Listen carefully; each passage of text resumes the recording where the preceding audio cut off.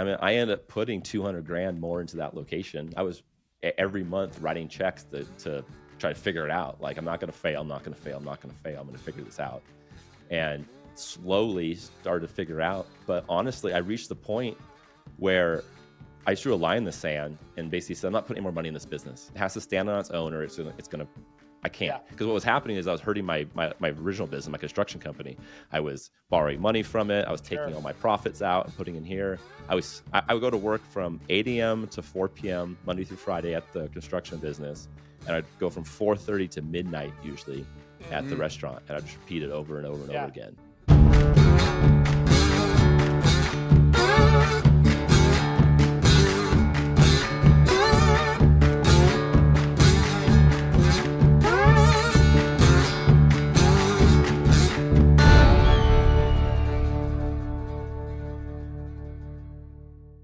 On today's episode, we have entrepreneur and real estate investor Brian O'Neill.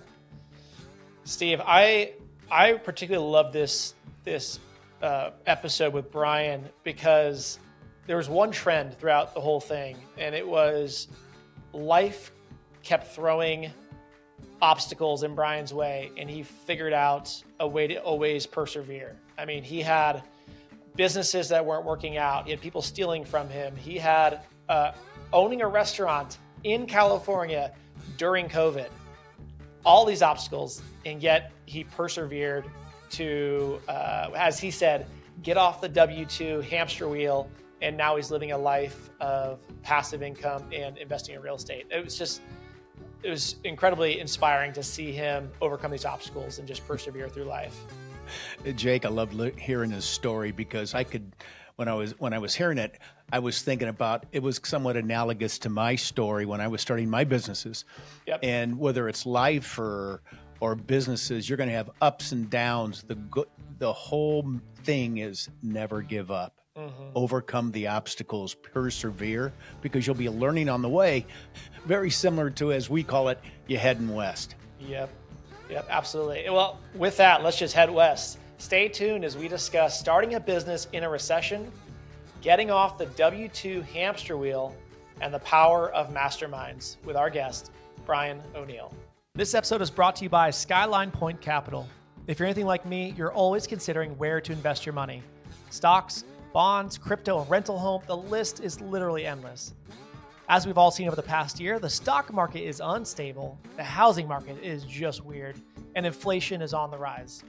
In times like these, the clear place to invest my money is in multifamily real estate, aka apartment complexes. Here's why. Returns on real estate investments have little to no correlation with the stock market.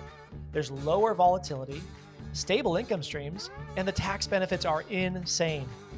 And let's not forget that the apartments will typically appreciate in value over time, which means you can walk away with a pretty nice return when the complex is sold in 3 to 5 years. Best of all, multifamily investing is passive, so you get all of the benefits without the hassle and headache of your typical rental home investment. Getting started has never been easier. Head to skylinepointcapital.com to learn how you can start investing today. Brian, I was perusing your LinkedIn account prior to you jumping on here on the episode, and one of the things that stood out to me was in your, call it title or bio, you say that you work with business owners to help them build a passive income to exit the hamster wheel, to get off the hamster wheel. And I wonder, is that your story? Is that you're helping people because you went through that for so long? Can you kind of unpack that a little bit for us? Yeah, so I ended up with, technically 4 businesses. The first one was in college, so I don't count that one. But 3 businesses trying to create what I saw my dad originally have. My dad's a dentist, and he wanted me to become a dentist. And he made great money. Obviously, he's a specialist. But I realized even back in high school, you try to figure out what you want to do. Everyone around me was like doctors or dentists, become an engineer. And I just remember we'd always go on vacation. My dad was always more stressed because he wasn't just not making money. All his staff was still sitting in the office, cleaning or doing whatever they do when he's gone. His overhead is still burning. And I just always thought I need to just do a business that can make me money when I'm not there, where I'm not the center of it. And I ended up starting 3 businesses, and every time I was the center of it. And I then started to research and realize that's a super common problem. I read the E-Myth and all those things. Yeah. And about, but we can go back to the very beginning if you want, when my first business, how I got in there. Yeah. So I graduated with a degree in construction management because I wanted to go, I like to build things. I originally started computer science and engineering because I was kind of a techie guy, but the workforce you have to work with didn't really connect with me, if the nicest way to say it. So I like to build things. So I went to Cal Poly, which is a great school for that, and actually focused on the home building industry, which is where not a lot of people with construction management degrees go. I want to say it's not as glamorous, but I saw an opportunity there basically. So I went in 2006 or 7, worked for a national home builder. Great timing, I found out afterwards.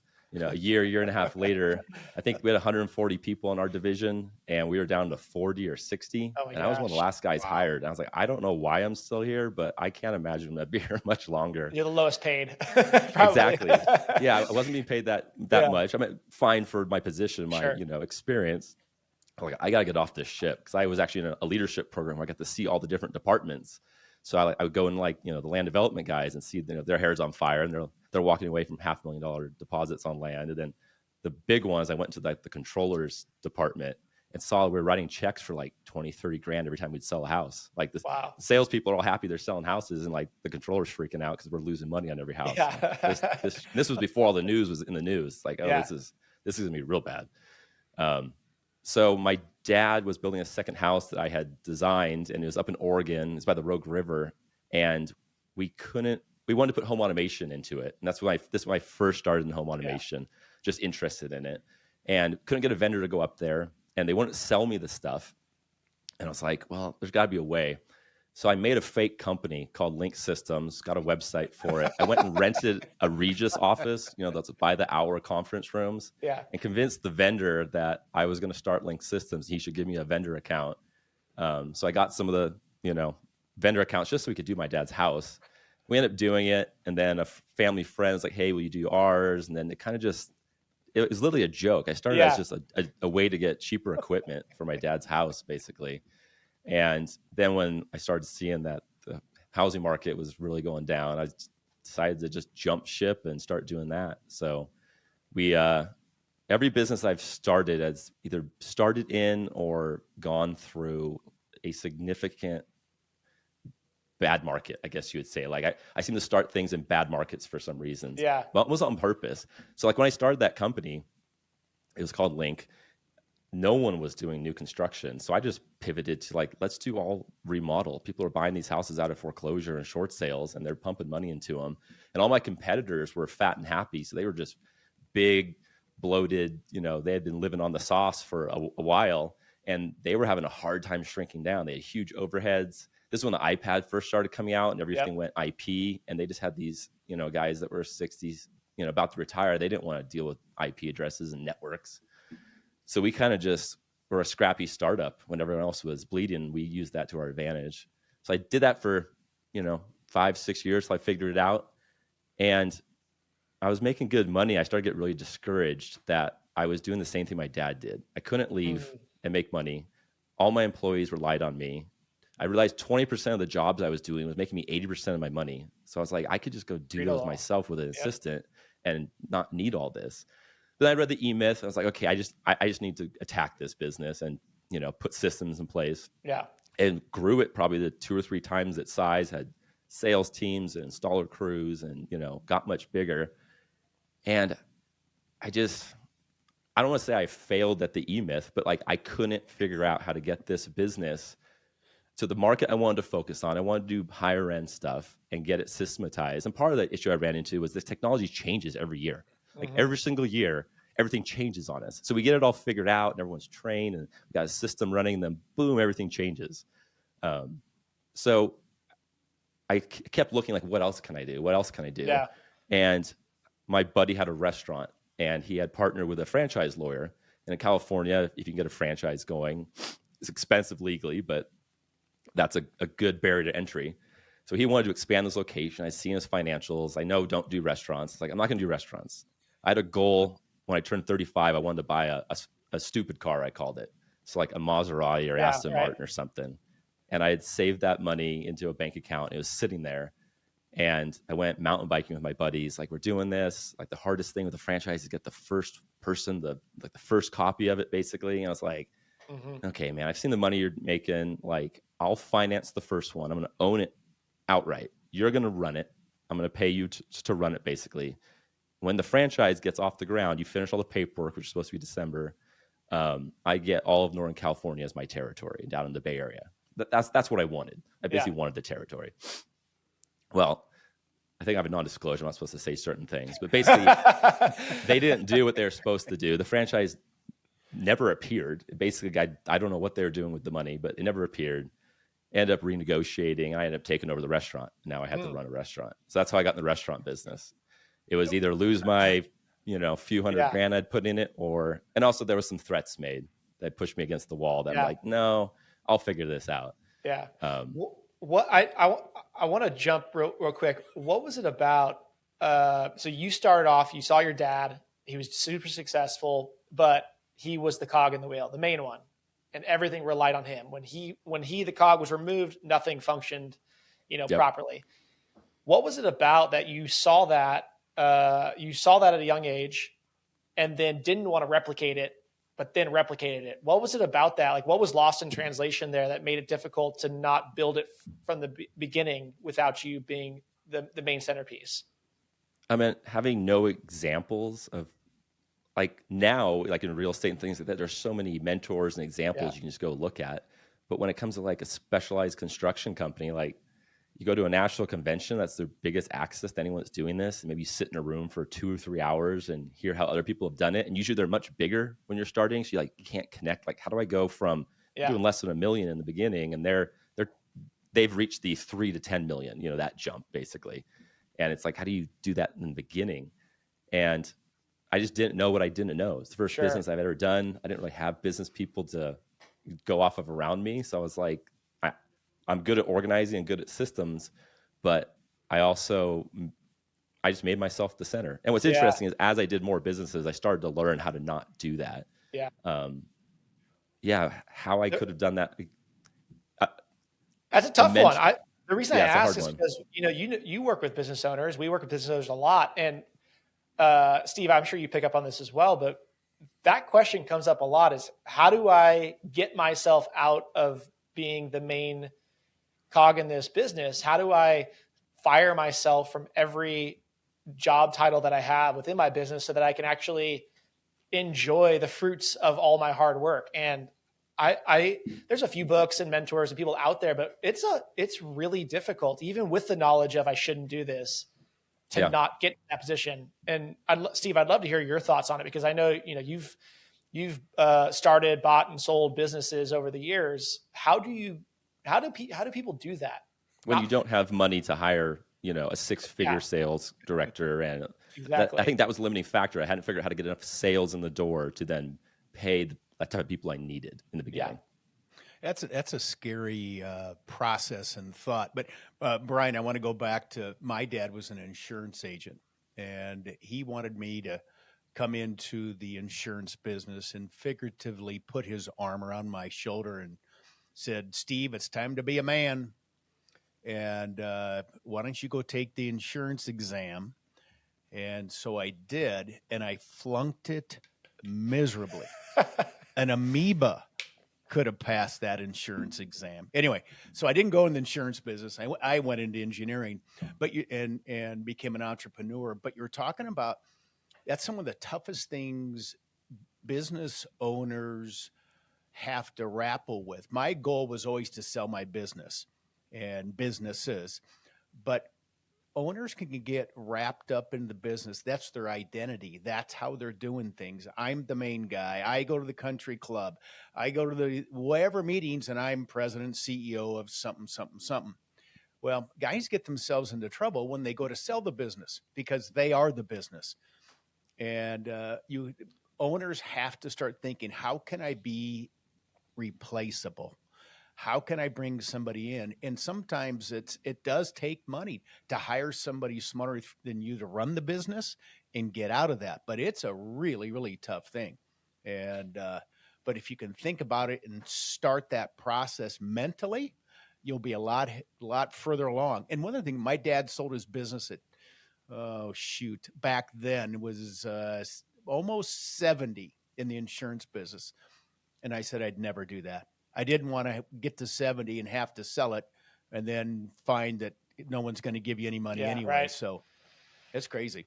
I don't know if there is a great way of building, unless it's maybe a lifestyle business. That's probably a little easier to automate and delegate right off the bat. I think it just takes a constant mental note of, okay, I can build this thing, but I also have to keep in the back of my mind of how do I automate this thing I'm doing or delegate it to somebody else earlier rather than later. I don't know if there's any other, if you're trying to build something that scale, it's bigger and scales. I don't know if there's any way of building it right off the bat where you're not the centerpiece I lost motivation because I've realized now, having done this a few times, I'm more interested in the creating, starting, and getting it off the ground. I'm less interested in running it for 10 years. And Sure. I think now I realize that I'm on my third business. I intentionally didn't learn how to do a lot of things in the business that I normally would, like how to set up a POS system or how's the accounting system working. I don't want to know. I just want to know I have a person that's in place that knows how to do it. They know what reports I want to see. And I literally don't know how to log in. And but putting that barrier, because I'm such a get in there. I want to know exactly how we're doing it. And that's the mistake I had made, is that I put myself in everything and not hired the right people. I think also you have to put yourself in yourself in a frame of mind that I'm the conductor of the orchestra. I'm not the best violinist or cello player, etc. And if you could do that, you're miles ahead of a lot of people, but you're the conductor. Mm-hmm. That's what you do. Before we jump back into into your journey into the restaurant business, you brought up something that was really interesting about starting a business within a recession. And there's something I'd love to hear your thoughts on. Was that intentional? Was it, just coincidental? But I always found it really interesting that a lot of really successful businesses started during a recession. And I just pulled it up because I want to make sure I got all the big players. But Netflix started in a recession, Airbnb, Trader Joe's, Microsoft, Sports Illustrated, MTV, General Electric, Warby Parker. I mean, the list goes on and on of these businesses that have lasted and they've stuck around. And they started in what is seemingly the most difficult and probably treacherous time to start a business. And I kind of liken that also to investing in real estate right now, where a lot of people are saying, I should hold my cash. I shouldn't invest. There's a lot of proof in the pudding of this is actually the best time to invest. So, and we'll get to that real estate piece. But for you, was it intentional starting a business in a recession? Was it coincidental? And what are your thoughts on your success in business that's due to being in a recession? I'll say the first one was coincidental. I didn't really choose that, and I don't think a lot of people realize how far that was going to go as far as affecting the economy. But I thought back a lot about how that worked and why we were able to grow that company and do that.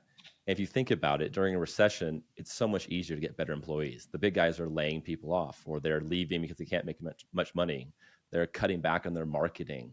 They have all this overhead, so they can't get lean and mean on their pricing. Where if you're a scrappy startup, we stayed in startup mode in my mind for a number of years through that downturn, because we started there, so we didn't have to scale back. We were trying to just figure out, we have a limited amount of money, we have limited sales. How can we find a niche in here and beat the big guys they were just, it's hard to explain, but they had gotten really fat and happy. Yeah. And they were in, how do we pare back and survive? And we're how can we pick up little pieces now and grow? And that probably works for almost all industries. You're not competing like real estate. Do you want to compete with 40 offers or 4 offers? That's what we're seeing right now. So there's always opportunity out there to make money. I pivoted. No one wanted to do remodels and things like that and deal with people that are picking up houses that are out of foreclosure. So we did, and we just figured out how to make money doing it. When the market turned, we left that, went back to new construction because it's easier. You make more money. And we did home shows. No one was doing home shows. That seems so lame, I guess you would say. But, but no one was there. No one was doing it, 18 garage door companies and 10 these guys, and we're like the one person that does technology in people's houses, and they're staying in them, and we had no competition. Yeah. And then finally people figured it out and they started to show up, and then we pivoted away from that. So, and that was just the start of a small company. Like how do you get over $1 million in revenue? And you got to be scrappy, because I didn't have any money. I borrowed $70,000 from my mom, because my first clients kept asking, like, oh, do you have a showroom? Do you have a showroom? Because that was the thing during the big housing market. Everyone had these beautiful showrooms, and you were a nothing. They called them a trunk slammer if you didn't have a showroom. So I went and rented some place and spent $70,000, did all the work myself. One person came there the whole time I had that thing. It was just so you could say you had it. So it was a total waste of money. That's basically most money I had spent on the thing. And the rest was just figuring out how to get clients in the door. So yeah. That's one of those cases where listening to the customer was not the best plan. What the customer wants is not always the best thing for your business. The showroom being that example.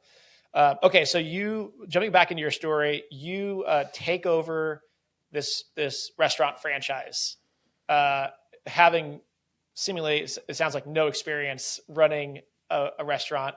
I never worked in a restaurant. I never served in a restaurant. And also knowing that you should not be in restaurant business. Yeah. I think I picked up on that. Okay, jump back in there. I don't know. I don't like being told what to do. I'm a very, like, if someone says do this, I'm going to like push back. So there's certain things I can't talk about, because I'm pretty sure I signed saying we won't talk about it. But things were said, and like they're basically like, he's going to fail, call us when he fails, and things like that. So when someone says that's the best motivator. Actually, through the history of business, every time I've had someone push back or some ultimatum or just kind of do something like that fires me up, basically. So I had managers. The place was running, it just didn't have the main guy who knew how to do it all. So I hired managers that stole from me. I had, one that got me into a labor law lawsuit, all kinds of things, until I figured out, all the vendors lie to you. They manipulate you. The restaurant industry is very brutal as far as just, you can't trust anyone, from vendors to, you have to trust your employees, but you have so many systems in place. There's so much theft and things like that. And I ended up putting $200,000 more into that location. I was every month writing checks to try to figure it out. Like, I'm not going to fail. I'm not going to fail. I'm not going to fail. I'm going to figure this out. And slowly started to figure out. But honestly, I reached the point where I drew a line in the sand and basically said, I'm not putting any more money in this business. It has to stand on its own, or it's going to, I can't. Because what was happening is I was hurting my original business, my construction company. I was borrowing money from it. I was taking all my profits out and putting in here. I would go to work from 8 a.m. to 4 p.m. Monday through Friday at the construction business. And I'd go from 4:30 to midnight usually at the restaurant. And I'd just repeat it over and over and over again. So I was just... Are you married and have kids at that time? Or luckily I wasn't married. Okay. I actually broke up with my now wife for a year during this period, probably because I was so stressed out. Yeah, probably. Because there was marriage on the table. And I was like, I can't think about marriage. And actually that's when I got into this restaurant thing. But ended up going a few years of it not making money. I never got a paycheck from it. And when I made the ultimatum of, no, it has to stand on its own, we have to make decisions on its own, it can't keep just siphoning off my other businesses, we ran it. And it reached a point where with my bookkeeper, every few days we would sit down and go, okay, we need to make sure we have enough money in the bank account so we can cover payroll if we close today. Like that's how close it got. Yeah. So I was just like, I'm not putting more money in, but it made me get more scrappy, go back to managing my marketing and just trying to figure out how to work it. Basically, it's hard to think back, like, what did I do that made that happen? My landlord helped me. Honestly, I reached out to my landlord. I was like, I don't know if I can do this, man. And like, can you put it on the market and start leasing it? And he's like, let's look at your books, see what we can do. Yeah. And he actually helped me out with that. And that gave me like breathing room to, could get to a point where you can't spend money on marketing because you have no money. So how do you grow it when you can't, Yeah. So we ended up turning it around, and it started to grow. And I got married, and we decided we want to sell them. And that's a whole nother story we can go into, but they were both in escrow in about 2020. We decided that I wanted to exit this entrepreneur business thing and move out of California. And I was just going to take what I've learned, take some of the money from my businesses, and I want to start over not in a failed start over. Like I've learned a lot. If I could start another business and apply all this to it, I think I could finally create that business where I'm not the center of it. Yeah. And then something happened. There's something about, you were just saying, like, I don't know what the pivot point was, but there is something about when you decide to burn the boats and say, I'm burning the boats. This thing's going to work or it's not. And that's, harkens back to the story of I think it was a military leader who said, they land in a place where they have to win this battle. And he told the guys, burn the boats, because we're either dying here or, but we're not leaving. There's no way we're getting out. And there's something about that when you take that, so that you kind of plant that flag that allows your business to take off, or your life. I mean, there's certain things that just is the kind of that catalyst point. Hey, Brian, when you were starting your businesses in the restaurant and as the entrepreneur, what was the toughest thing for you to get a handle on? Was it employees? Was it the theft? What was, if you're gonna give advice to an entrepreneur to start a business, what's the number one thing you would consider? Yeah, I think for me, and it's hard to say it, but I know it's true, and it's the biggest thing I work on in every iteration. And even now that I've had more of a breathing room, it's employee leadership. Honestly, like I've connecting with employees that get motivated in a different way than myself is probably the biggest thing I have to focus on. Because it's come up time and time again when I'm trying to move the business forward. If I look back on it, you don't know at the time sometimes, but when you look back on it, because my uncle always said, he owned a business for a long time, and he told me stuff as a kid that I thought was stupid, and now I think back, he would always tell me it's always your fault. And as a teenager, I worked for him on the side. He's like, just realize it's always your fault. And I was like, it's not my fault that UPS didn't deliver the package. I can't do the project that you told me to do. He's like, no, I just realized if you take it as if it's always your fault. So when I come back to this, like, why can't I get an employee to do something or motivation? It comes back to me and leadership, I guess, because I'm motivated internally. Like, I don't need someone to tell me good job. I don't need that recognition. I almost don't like the recognition. It probably comes from my dad and upbringing and the school we went to that just wasn't there. You were just expected to perform. And I think I carry that over sometimes into employees and forget that it's not their business. They maybe aren't as motivated. They're, they get the same hourly wage regardless of, how they do. And obviously I've realized that pay structures can change that. Yeah. But the number one thing I would focus on, if I go back from the very beginning, would be just reading as much as I could on how to connect with different types of employees. You need different types of motivation, and just realize that a lot of the people I fired or let go or didn't work out, probably we could have made work if I had been really good at that skill in the beginning. And even back to my most recent business, I look back, go, man, I could have done a better job with that. One of the things that turned the light bulbs on for me back at graduate school, we studied a case. And do you remember Bobby Knight, Coach Bobby Knight from Indiana basketball? He'd throw chairs, he'd cuss his players out, and he'd win national championships. Then you got Coach K from Duke, and Coach K played for Bobby Knight. But Coach K at Duke is more cerebral, more mental motivating, and et cetera. And he won national championships. So who's the better coach? I guess it depends which ones match the players correctly. Very good job. It is. They're both great coaches. And I fit more in the Bobby Knight camp than the Coach K camp. And so that goes back to the culture of the business. You got to hire people that want to play for Coach K, if you're a Coach K, or if you're Bobby Knight, you got to hire people that work for Bobby Knight. And when we finally realized in our businesses that we have a culture, the business has a culture and a mindset. And Brian, you probably had your businesses too. You had to find people that would match and fit in that culture. Mm-hmm. And in our case, if you could be from Harvard MBA, have a Harvard MBA, but if you didn't match the culture, you were going to fail here. And once we realized that helped us. It didn't solve all the problems, but it did get us to start narrowing in and making less mistakes in hiring employees. Find people that fit your culture. That was Yeah, critical for that's us. so true. And the key people I can think with that really drove the businesses forward the most were the ones that matched, I would say, my style.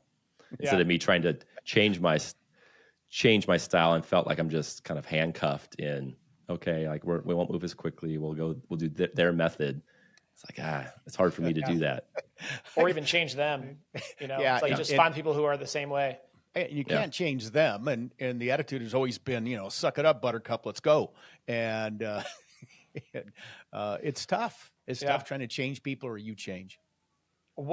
So before we jump into where you are now in real estate, in self-storage, oil and gas, and helping people generate passive income, so they can get off the hamster wheel, what are some of the key things that you took away from your successful businesses that you would, but also say, like, I failed at this thing within my successful business? What did you learn from those that you said, I'm implementing into this new thing immediately because I want to build it better? Probably marketing, the number one thing. I realized that at the very beginning, marketing seems to be an afterthought to some companies, especially when they're starting. They don't have the budget. And I feel like income and sales can drive everything. You solve a lot of problems when you have inflow, basically. So I've spent a lot of time trying to learn marketing, for example, for this next industry I'm going into, and doing it a better way, and actually paying people that have done it before and learning from them. Honestly, I'm focusing on this business a little bit because it requires less employees. Restaurants, I went from, 10 or 15 employees. Then my next ventures in the restaurants, I think we had almost 100 employees. And that's probably because of that leadership thing that I still need to work on. I'm like, I don't want to deal with trying to figure out how to lead 100 employees again. 3 or 4, fine. 300, 400, Yeah, not exactly. much. And honestly, I enjoy working with a smaller group of people that challenge me, I guess you would say. I think I miss that. When you put yourself in the middle of a business, sometimes you might sound bad, but you feel like you're the smartest person in the room. Yeah. And that's not always a great place to be. It's better to have other people pulling you along. So I think I really focused on, when I sold all these businesses, I told myself I was going to take 6 months and just not do anything. Just try to figure out, what am I going to do for this next venture? What have I learned from the last venture?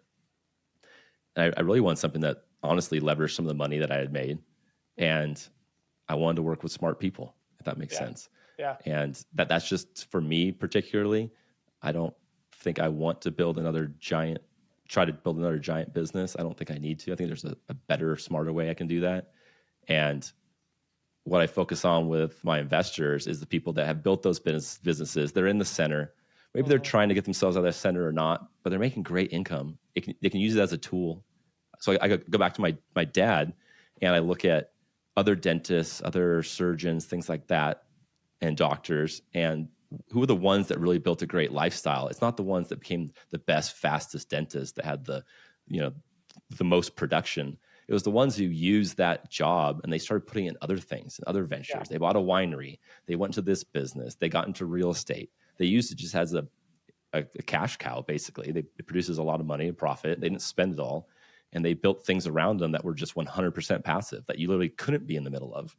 So I think I focus on those people more, maybe because that's sort of where I came from, if that makes sense. Yes, I did sell everything. I'm not telling people, hey, sell your business, go do what I did. Yeah, sure. But that's I sold them. Yeah, I sold them partially because we moved states, and I was in California.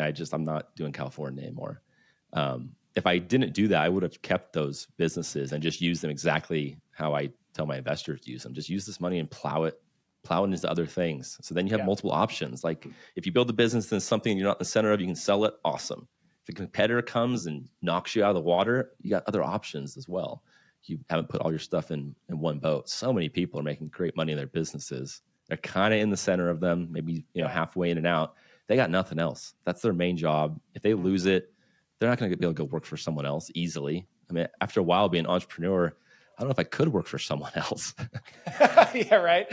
That's funny how that happens. Once you go out on your own, you're like, I've tasted the fruits of this side. I'm done. Yeah. So I don't know if I answered Brian? that question. I sort of wandered around on that one. No, that's good. Brian, as we talk to our investors too, a lot of them, or their paycheck is based on the number of hours they're putting in, the number of people that are in the dentist chair, and they keep going and going on. But, God forbid, what happens if something happens, you're not able to absolutely do your craft, do your skill set, and et cetera. And we always looked at as real estate as the backup plan. Like you're saying, take some of the capital you're making, put it into something, put it into real estate. So you get that passive income. And yes, it's not considered an insurance policy, but it kind of is. You're diversifying your assets. You're diversifying your capital into something that hopefully will grow to the point where if you have to say, I'm done being a dentist, you can live off your passive income. Are your investors thinking the same way? Yeah, they almost all of them have hit a point. They're younger, I would say, more 35 to 55, somewhere in there, and they're cranking along. Like they're making good money. And there's the question of, do I keep putting it in the business and try and grow it, so I can increase my income? They realize they definitely have a lot of eggs in one basket. They know they're too deep into the stock market, and they know real estate's the thing. I mean, I have a guy recently that he actually is another restaurateur that is making great money, and he was all into, I'm going to do some single families. That's what I heard everyone else do. My realtor friend said do that. And then he literally saw my stuff, and I've been talking to him for a few years that, that's where I was going. And he pivoted and realized, I can get basically equal or better what I would feel with single family. And I just write a check and someone else can do it. And he's like, yeah, let's just do that. And off he went. So I think if I look back at my first business doing that home automation systems, we did a lot of stuff in Truckee and Tahoe, which is where a lot of tech money went. But also there's just a lot of business people up there. And all my successful clients, almost all of them had a business, but then used it to start plowing money into something else. So some went into other businesses where they were passively involved. A lot went into real estate. And I didn't really realize that back then, but I was surrounded by people that were doing this. I just didn't really realize it.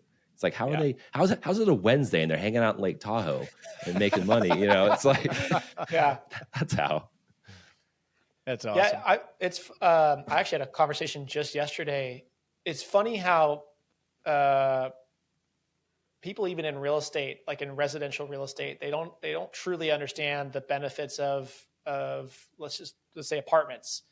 And he was trying to tell me why he loves residential real estate, which is totally fine. That's great. I mean, if you're going to invest in real estate and that's where you choose, it's good place to be. I personally think apartments are better for a multitude of reasons, but one of them, and I was explaining this, and I could hear the light bulb click in his head as I'm talking to him. But I was explaining how, if you buy, if you take some of your income and you just buy a couple single family homes, that's a great investment, but you don't have a ton of control over the value of that asset, right? A lot of it is based on the comps in your area. What are they selling for? You have a little bit of ability to increase its value based on, the improvements you make.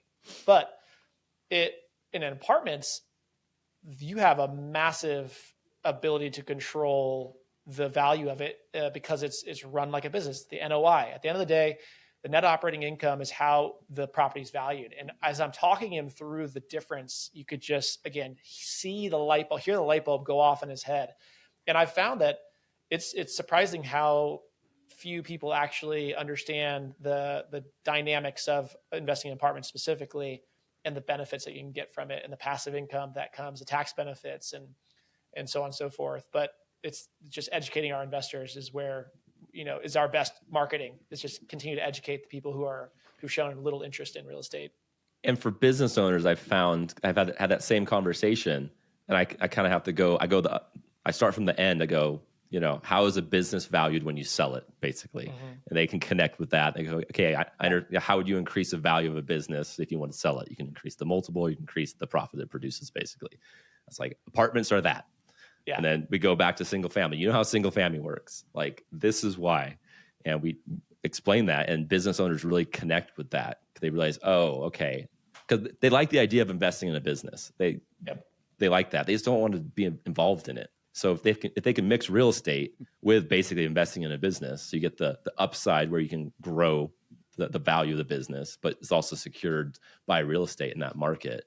I think that's what they're really attracted to, because a lot of people are looking for that type of growth, but they have a business mindset. So they're always looking for businesses they can produce. So instead of pumping the money into their business, pumping into other business. It happens to be apartments, but it functions a similar way of how we increase the value.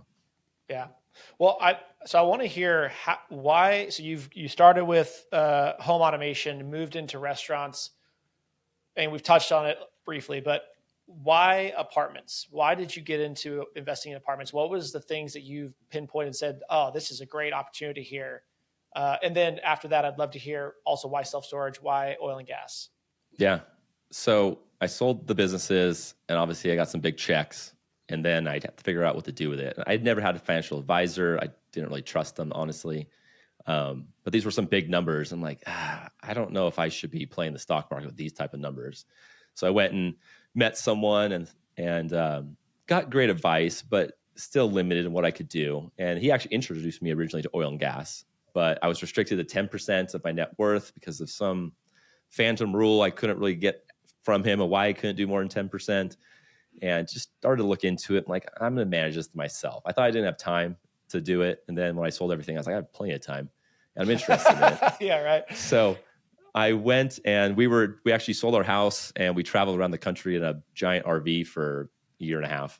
And during that, I started leaving on weekends. My wife and kids, I find her a cool spot and I would take off and go to a conference. So I went to Rod Khleif's things, just all these conferences. I was just trying to learn as a passive investor, like, I think real estate is a smart spot where I should put some of this. I've been kind of presented to it by a financial advisor, but it was too disconnected. It was through him and then someone else, and just didn't feel. I want to be more direct in where I invested.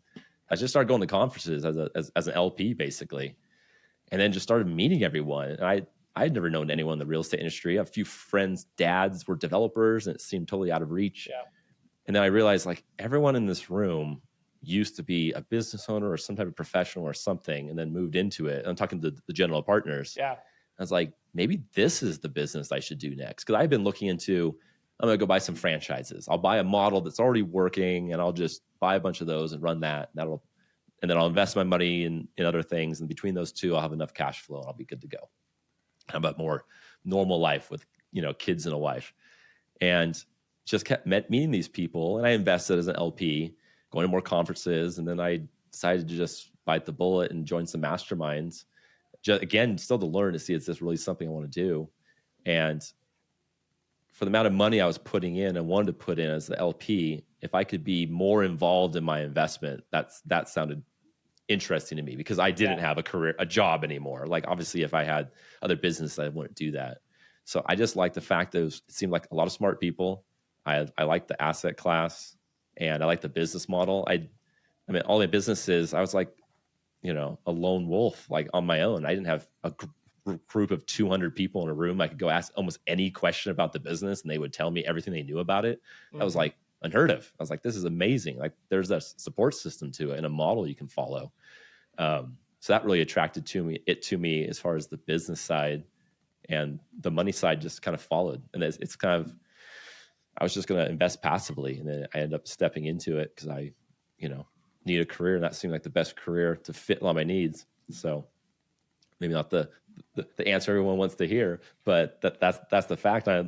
I love it. I mean, I'm a numbers guy. I like that side of it. I definitely am not an extrovert. I'm a natural introvert. Yeah.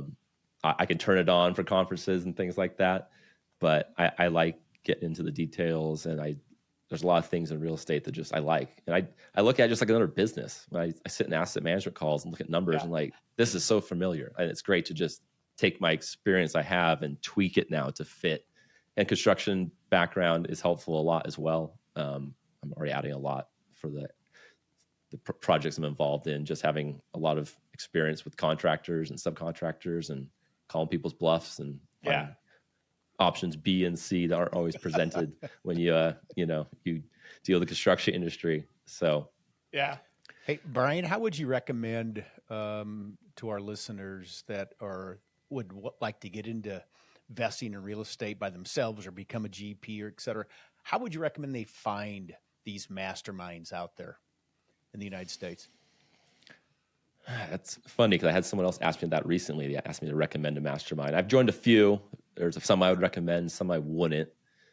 All of them have their 2-day crash course boot camp, which you have to realize going into it. It's a sales pitch, and you have to realize the sales pitch. Those are probably the best ways. I mean, you can listen to podcasts. Meeting people that are in them is definitely the number one thing. So when I went to these conferences, it's like $99 in a hotel room, and you go there and you meet people. But honestly, I'll go to the bar and talk to people that are already in it. That was the best information I got. Find people that are there, and they'll give you a more true, honest answer of like, is this worth it? Is this not? What does it focus on? Is it focused on operations? Is it focused on, just getting access to GPs and LPs? That's an answer I'm still working on, honestly, because I started to be asked that, and I don't want to recommend a particular mastermind or group because there's one I would and one I wouldn't. But like, have I been to all of them? No. I would say you can just start light. There's online ones. Just realize there's a sales pitch, and there's always an upsell, and you're mostly paying for the room and the group of people, in my opinion, if you're just doing it as an LP. You can feel it too. I feel like when you go to these conferences, you can feel, if you feel like you're being hunted, that's probably not the room you want to be in. That's a great way of putting it. That is so true. Yeah. That is But so true. there's other rooms where people are truly interested, and they'll talk to you just like this of like, yeah, we have deals, and we like you to be in them, but they want to help you. If you feel like, hey, how you doing? Oh, you're an LP. Oh, what do you do? How much money do you make? Can I get your info? Okay, see ya. That's not the person you want to talk to. Yeah. And there are so many masterminds out there right now. Everybody thinks that they're an expert, and they're going to create a mastermind from there. But the masterminds that I really love are the ones that are the members are pay it forward, like you say, and you're not being hunted to sign up on, hurry up, sign up, and the pressure's on. If you don't sign up, then whatever. I just tell people, do your research, get on the internet there, and watch. You can get on YouTube and watch some of these masterminds going on. But you want to be in an organization where the peers help you, and that collective mindset can be very valuable. Mm-hmm. Hey, Brian, I got one more question, but after that, we have a speed round where we just do quick questions, quick answers, so people can get to know you a little bit better. But get your seatbelt on. Yeah. Super tough questions. No, the last question before we jump into speed round is, for you, what do you want to be? So you've sold your businesses, and now you're in real estate, and because you're generating this passive income, and passive income by its very nature is supposed to allow you to buy back your time, right? You want to not be working for your paycheck. You want your paycheck to be working for you. So what do you want to be doing with your extra free time that this passive income through real estate, oil and gas, self-storage is creating for you? What does that look like? It's funny because I'm still developing that, but a lot of this changed when I got married and had kids. And it goes back to my dad. He made great money, he took care of the family, but he left at 7 a.m., got back at 6 p.m., and there wasn't a lot of time around. And I have a good friend. Actually, I refer to that dentist friend. For some reason, I'm always surrounded by dentists. I don't know why. That when also a great investor, yeah. Yeah, when he had kids and they were young, he just started taking Wednesdays off. And it cost some money. He didn't make as much, but he's like, you don't get those 5 years once, and let's do that. And I have a hard time balancing that because I'm always looking for projects, looking for things to do. So even when I have a bunch of free time, I end up making myself busy. So I have to be careful with that. Yeah. But I just really like, everyone says freedom. Like, I don't like being told what to do. I don't do good with an hourly job. I don't even do good with Calendly. I don't like people being able to jump in my schedule. Like, I want to schedule it when I want to schedule it. Yeah. So just having that freedom to be busy the way I want, I guess, if that makes sense. That makes total sense. I like toys, and we live next to a mountain, so we have dirt bikes, and we'll go do that stuff. My wife, we're homeschooling our kids, so we're around that more. Yeah. I like working hard when I want to, and then take a break. Like I like an unstructured schedule, if that makes sense. When I'm feeling in the marketing mood, I'll go do marketing for 12 hours, but then I don't want to work for another day. Yeah. And that's when I shine the best, I would say, in my businesses. And I would say that's what I'm trying to now create My original plan was to take the money from the businesses and just invest it passively and live off of that. I could have, but not at the lifestyle I wanted, Sure. I guess you would say. So Yeah.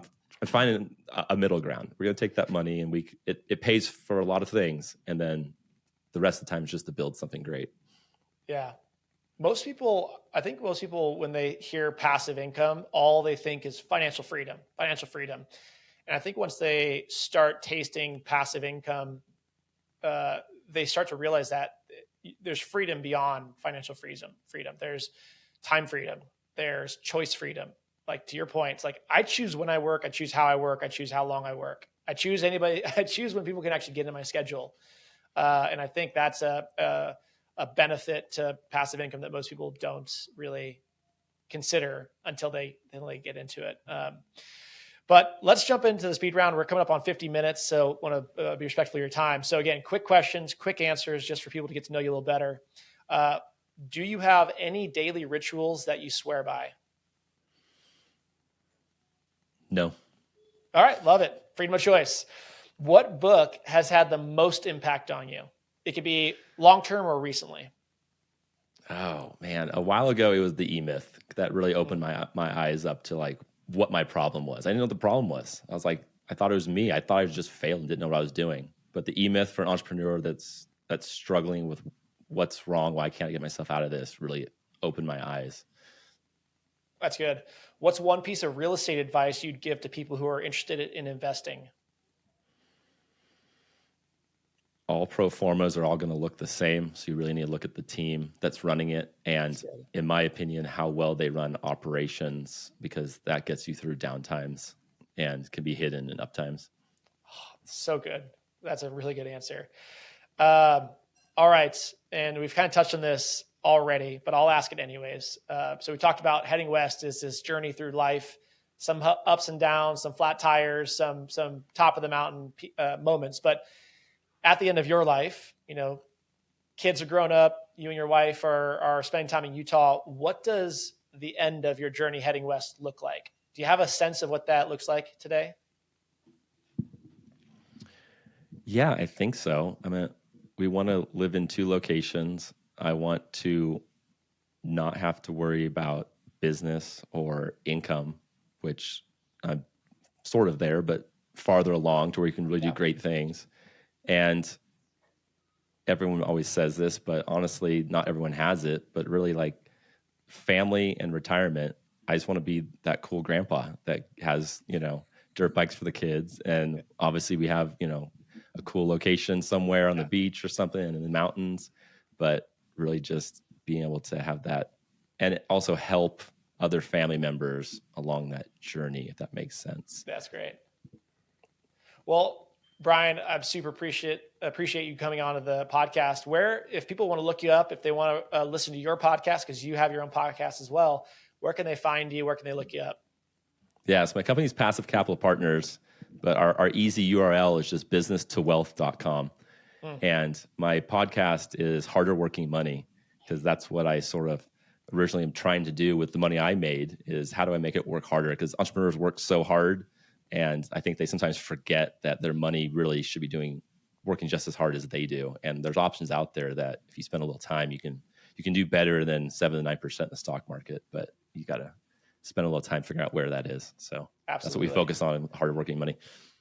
Love it. Well, Brian, again, thanks for joining us, and thanks for coming on and heading west, and tune in next week for another episode. It was great talking to you guys. Thank you. Appreciate it.